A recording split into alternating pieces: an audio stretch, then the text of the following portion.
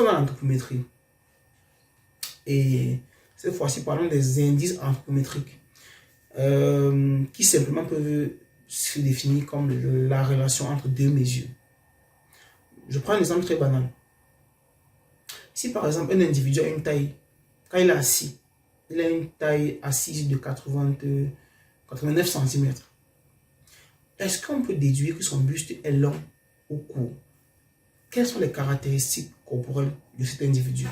Disons simplement que les valeurs absolues des mesures individuelles ne sont pas souvent suffisantes pour exprimer, comme je viens dans l'exemple, elles ne sont pas souvent suffisantes pour exprimer de manière exhaustive les variations des caractéristiques qui sont étudiées. Par conséquent, il est important et nécessaire de mettre ces valeurs en relation avec d'autres valeurs selon une méthode. Et cette méthode est appelée la méthode des indices. Dans cette vidéo, vous avez compris, je vais parler des indices comme je dis. Et j'ai insisté sur en français c'est IMC, en anglais c'est BMI. IMC, ça veut dire l'indice de masse corporelle. Et en anglais c'est le Body Mass Index. C'est quoi en fait ce IMC?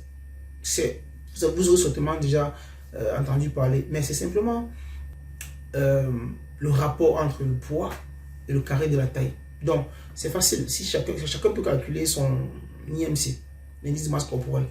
Il fait juste une pesée, il se pèse juste, et je vais dans une vidéo expliquer comment est-ce que on se pèse, parce que souvent les gens faussent beaucoup les mesures, les valeurs de leur pesée. Donc il se pèse et il mesure sa taille, et à travers cela il peut calculer son indice de masse corporelle. Et il y a un tableau standardisé. Il va sur Google, il tape IMC et le tableau va apparaître. C'est un tableau de mesure standardisé qui a été produit au regard des recherches et des expériences scientifiques. Disons qu'il y a trois classes. Il y a la classe, lorsque le poids est normal, est-ce que l'individu a un poids normal, est-ce que l'individu est modérément obèse, et est-ce que l'individu est définitivement obèse. Alors, il faut savoir que l'indice de masse corporelle diffère chez les hommes et chez les femmes. En ce qui concerne le poids normal, chez les femmes, chez les hommes autant pour moi, les valeurs varient entre 24 et 27. Lorsque le poids de l'homme est normal. Son indice de masse corporelle varie entre 24 et 27. Chez la femme, ça varie entre 23 et 26. Lorsque l'individu est modérément obèse, chez les hommes, ça varie entre 28 et 31. Et chez les femmes, l'indice de masse corporelle varie entre 27 et 32. Définitivement obèse, c'est lorsque l'indice de masse corporelle est supérieur à 31 chez les hommes et supérieur à 32 chez les femmes.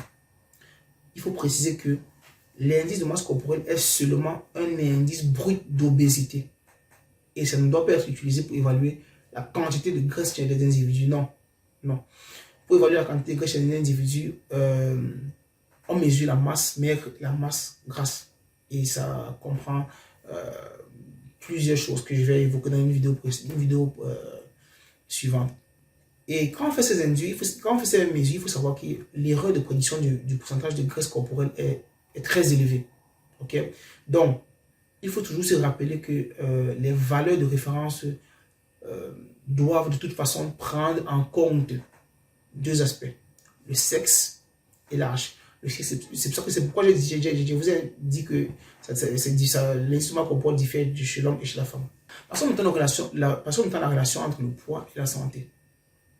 J'ai fait une vidéo sur l'obésité, mais là, restons sur l'indice de masse corporelle là. Il faut savoir qu'il y a deux types d'obésité. Il y a l'obésité androïde, qui est l'obésité des hommes, et l'obésité génoïde, qui est l'obésité des femmes.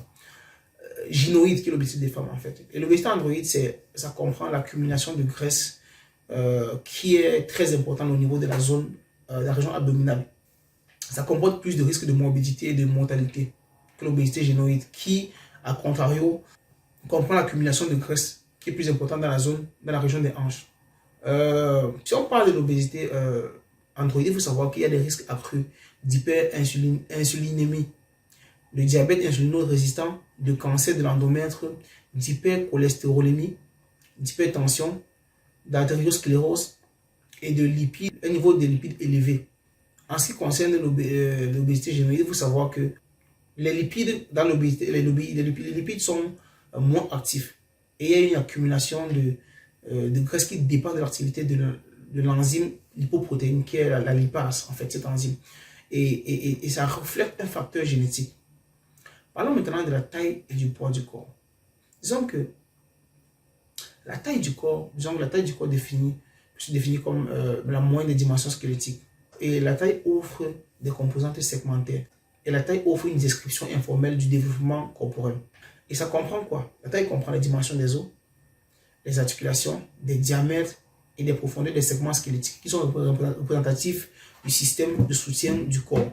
La taille du corps, ça nous permet de distinguer ceux qui présentent un excès de masse grasse et ceux qui ont la masse maigre. Le poids du corps, par contre, varie avec la taille, l'âge, les diamètres corporels, les épaisseurs des os, la masse musculaire, les proportions de graisse, les proportions corporelles et la graisse corporelle. Maintenant, pour finir la vidéo, disons que pour établir l'adéquation d'un indicateur, puisqu'on va sur des indicateurs anthropométriques, pour établir l'adéquation d'un indicateur de taille corporelle, il faut se baser sur des hypothèses relatives à son utilisation. Et pour cela, on utilise les corrélations avec la taille, le poids, la masse maigre et la masse grasse. Donc, les mesures de taille corporelle doivent fortement être corrélées avec le poids corporel, en particulier avec la masse grasse, la masse maigre et minimalement avec la masse grasse. Le diamètre du coude, j'ai déjà dit dans une vidéo précédente, mais c'est bien de rappeler que le diamètre du coude est un bon indicateur des dimensions squelettiques, car il n'est pas influencé par la graisse corporelle.